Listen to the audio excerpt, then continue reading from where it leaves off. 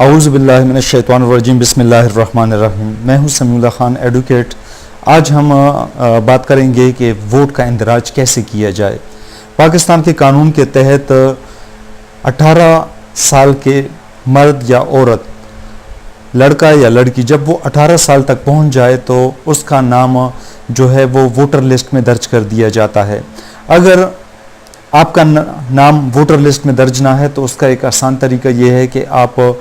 یا تو election commission of Pakistan کی ویب سائٹ سے ووٹ رجسٹریشن کا جو فارم ہے وہ بھی آپ خود ڈاؤن لوڈ کر سکتے ہیں، یا اس کی کاپی آپ ڈسٹرکٹ الیکشن کمیشن آفس سے بھی حاصل کر سکتے ہیں۔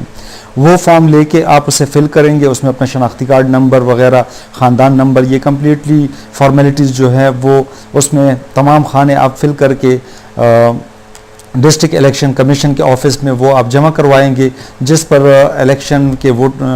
جو ووٹر لسٹ ہے اس میں آپ کا اندراج کر دیا جائے گا۔ اگر آپ کا نام کسی اور علاقے میں درج کیا گیا ہو، آپ کا ووٹ جو ہے وہ کسی اور علاقے میں درج کیا گیا ہو، تو اس کے لیے بھی ایک اپنا فارم ہے جو کہ الیکشن کمیشن آف پاکستان کے سائٹ پر بھی موجود ہے، یا آپ ڈسٹرکٹ الیکشن کمیشن آفس سے بھی وہ فارم لے کر ٹرانسفر آف ووٹ کی اپلیکیشن جو ہے وہ آپ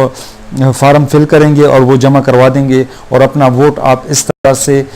دوسرے علاقے سے اپنے علاقے میں آپ ٹرانسفر کر سکتے ہیں۔ یہ ایک بہت ایزی سا پروسیس ہے جو کہ میں نے سوچا کہ آپ لوگوں سے شیئر کر دوں، کیونکہ آج بھی بہت سے دوستوں نے مجھ سے یہ سوال کیا تھا کہ ووٹ کا اندراج کیسے کیا جاتا ہے، تو میں نے سوچا کہ یہ ایک چھوٹی سی ویڈیو میں اس موضوع پر بھی دے دوں تاکہ لوگوں کو اس بابت سہولت ہو۔